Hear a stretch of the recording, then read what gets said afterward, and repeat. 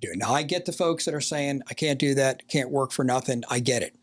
That's your decision. Yeah. This is my decision.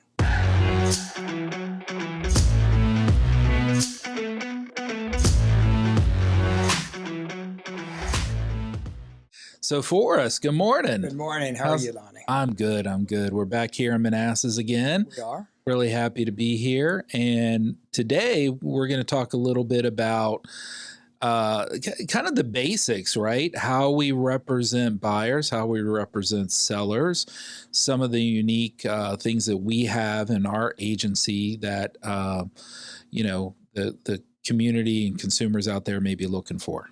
Well, we're solution based. So when something hits the industry, when there's a change in the industry, we're going to immediately look for a solution and do things the right way. And that's what we're doing with the buyers and sellers. So as far as the buyers go, for the first time now, since we've both been in the business and the first time really in the real estate industry, it is now the responsibility of each party to pay for the representation. Whereas before, if you've never bought or sold real estate before, it was always the seller's obligation to not only pay for their person listing their property, but also for the buyer's representative. Now, maybe not in total, often it was in total, but at least a contribution towards that. And that's what the industry got accustomed to and has always been accustomed to. And now with recent litigation, that has changed. Yeah. So now both parties. And there is a settlement. There are guidelines that have to be followed with the NAR settlement. But in addition to that, there are some guidelines or some suggestions from the DOJ about decoupling the two sides of the transaction.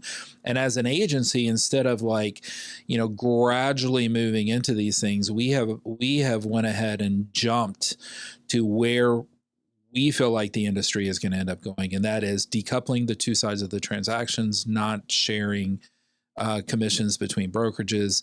When we represent a seller, we represent the seller. Our fee is 3%. And these are the things that we actually do for our seller in the marketing and sell of their home. Now, they may suggest to us, Forrest, that they're willing to compensate a buyer's agent. They also may give us permission to disclose that to a potential buyer, may or may not. But at the end of the day, that buyer agency commission is negotiated in the offer. Indeed. And it's the seller's choice.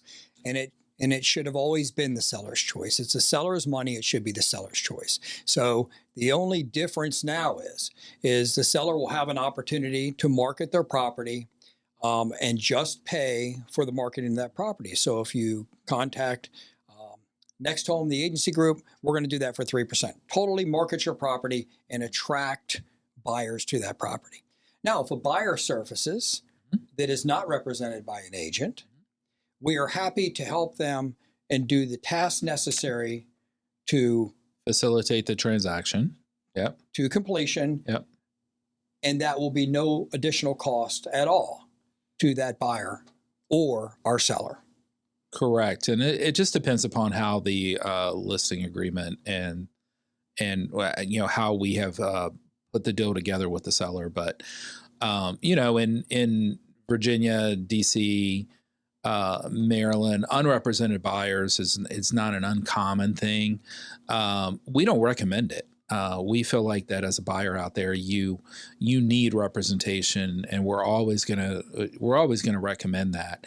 But at the end of the day, there may be someone who they don't feel like they need that representation, and we're going to represent our sellers and make sure that we're facilitating that transaction because we have a fiduciary responsibility to the sellers. And the seller may agree in that event, hey, in addition to what I'm paying to market I'm paying you to market the property, I'm willing to pay a little extra if you're able to attract someone to my property and actually facilitate getting that property to settlement. So what are some of the things that we're going to do for a seller, just as a matter of, this is our marketing plan. This is what we're going to do for you.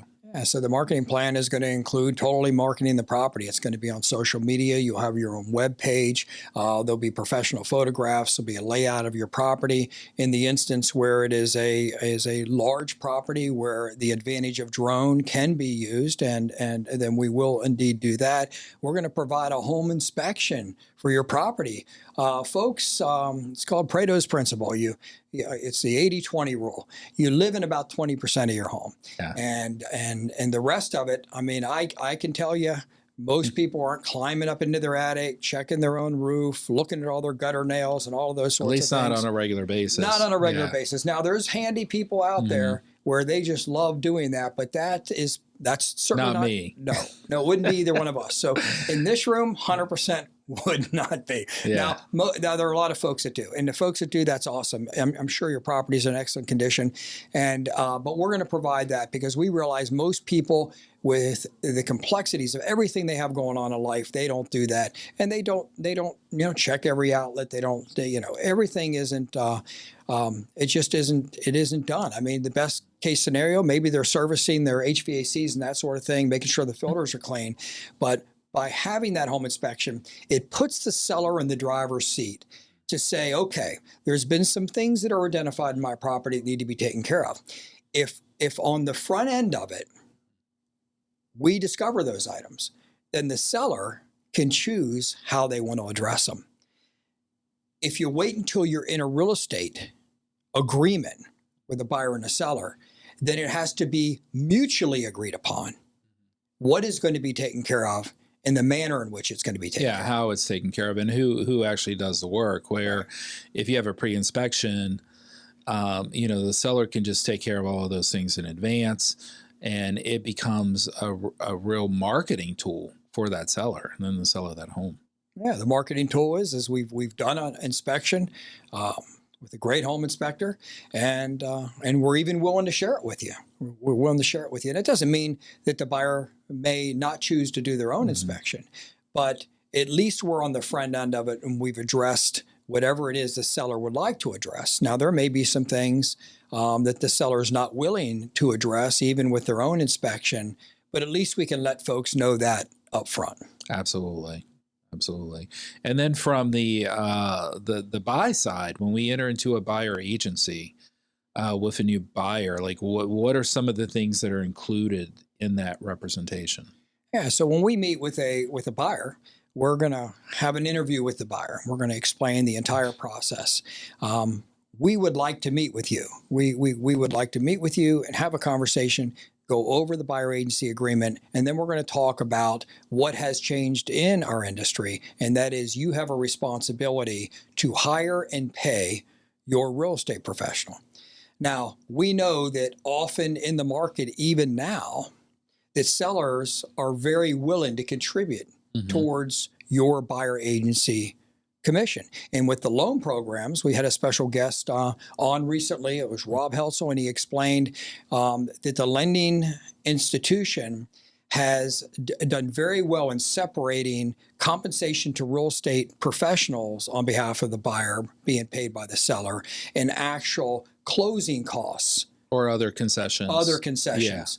Paid for by the seller on behalf of the buyer. So you can still get help on those other concessions as well as help on your real estate professional. Absolutely. So as a buyer coming into this new real estate environment, what are the expectations? Because, prior to August 17th, it wasn't necessary in most of the country to actually have a buyer sign a buyer agency agreement. Did you have to disclose agency and talk about agency? Yes, but they didn't actually have to physically sign that agreement before you started showing them properties or having a more thorough discussion. So what does that actually look like in today's world? So it's a mandate, and in Virginia, it's been around for decades, because the Virginia wants to make sure that just like a listing agreement, you meet with a seller and you outline, this is what I'm going to do for this amount of money or this percentage of the sales price. Well, the buyer has the right to understand what you're going to do for them.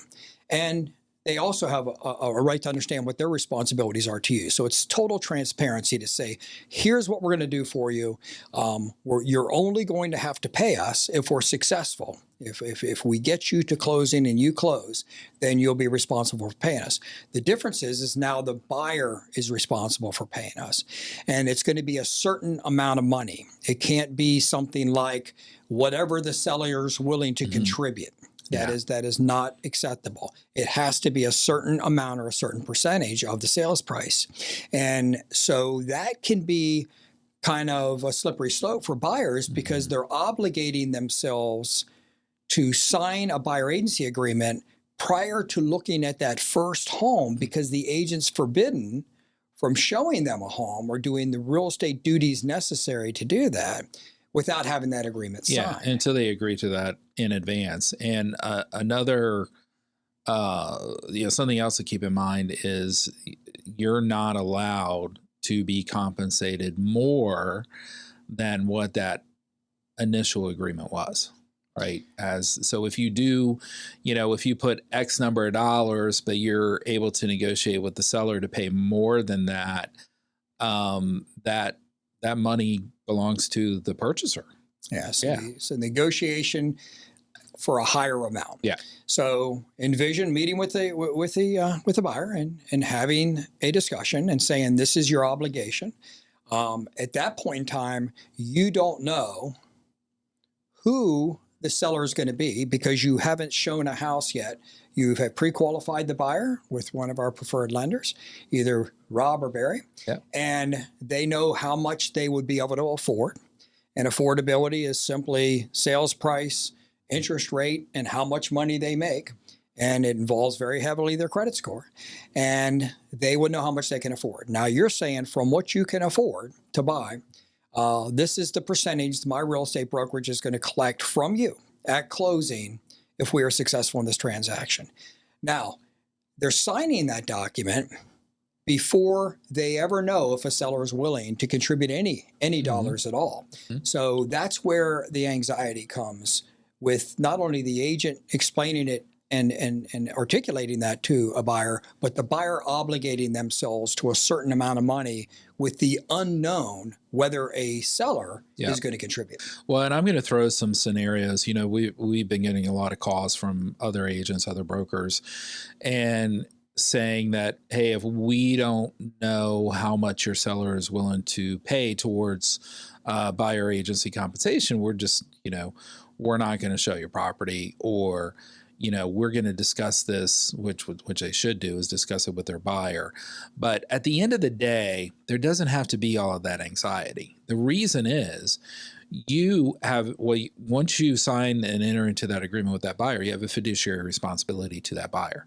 So you can't just say, I'm not going to show you this property because I'm not going to be able to cover the buyer agency compensation because the seller is unwilling to contribute. You can't say that. You have a fiduciary responsibility to your buyer, so it's your buyer's choice at that point. But what both parties need to understand is when we're negotiating compensation or even concessions in the offer, you don't have to accept it.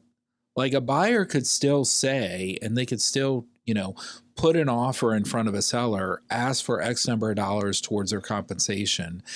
And if they're unable to negotiate what they need to make that deal go through, it's okay.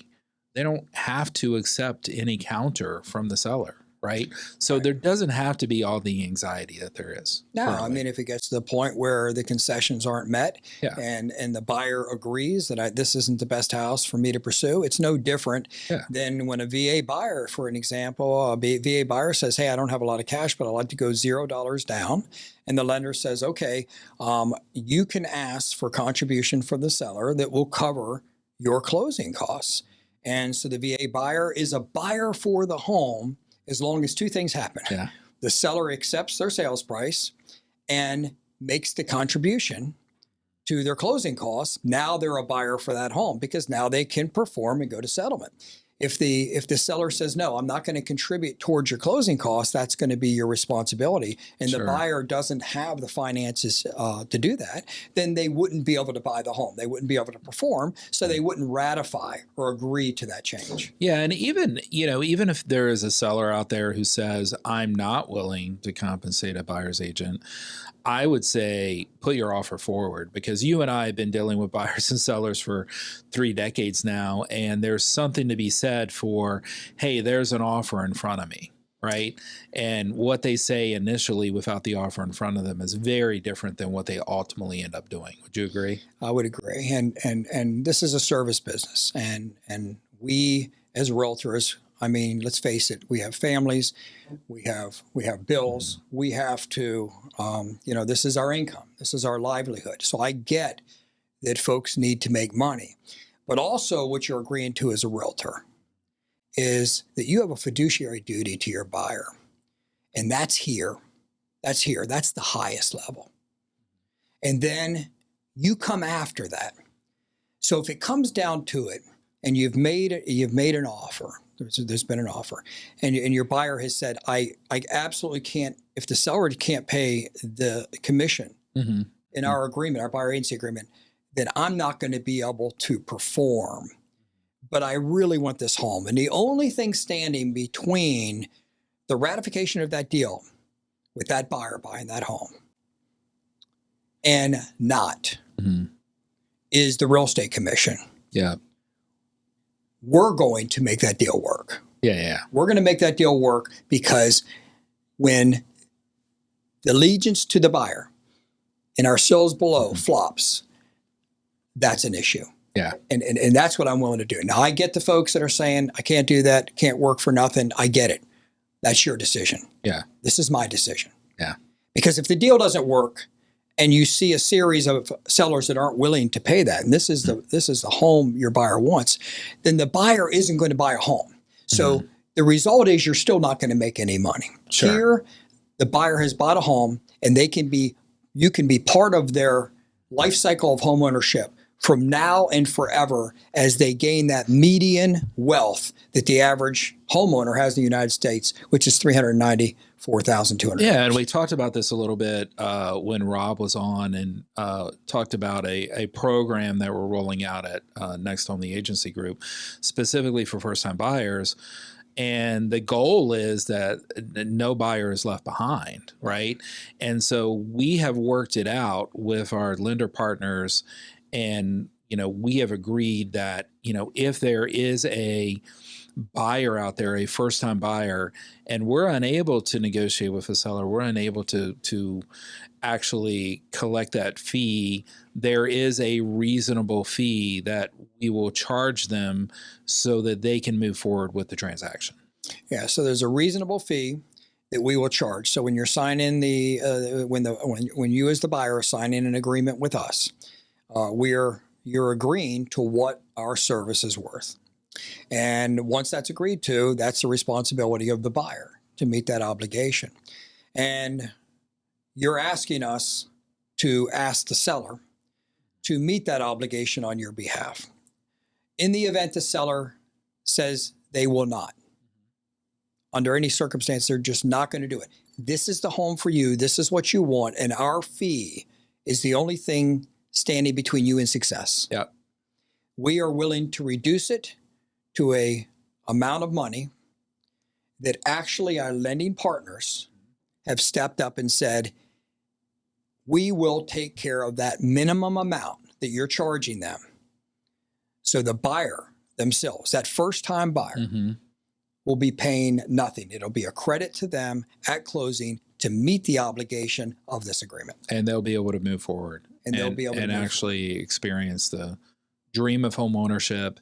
And like you said, at that point, you're part of their life cycle of home ownership, right? And I mean, these are long-term investments. It's not about, what we're able to do today. It's about how can we set people up for the future. So your investment, or my investment, because this is what I'm willing to do, this is what Lonnie's willing to do, is in you. Our investment is in you. and helping you. If we truly believe that you're going to build generational wealth through owning real estate, starting with the decision, I'm not going to rent, I'm going to buy, and then moving forward to acquiring property as an investor so you can build generational wealth for your family, and real estate is the number one way to do that. If we believe that, then we're investing in you, because we know that if we invest in you and we're in constant contact with you, we will be amongst the professionals that are in regular contact with you on a regular basis, and you will have trust in that relationship, and we will be part of your cycle, not just yours, but your parents, your kids. I mean, we've been in the business long enough that we're the folks that we sold homes to, we actually helped their kids buy homes. Even with Rob Heltzel, as long as he's been in the business, helped his kids buy homes.